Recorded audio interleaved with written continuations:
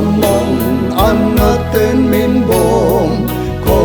hartakin kaom Phurrit bauta kalvariah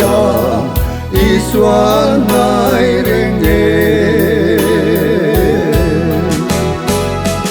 Phurrit bauta kalvariah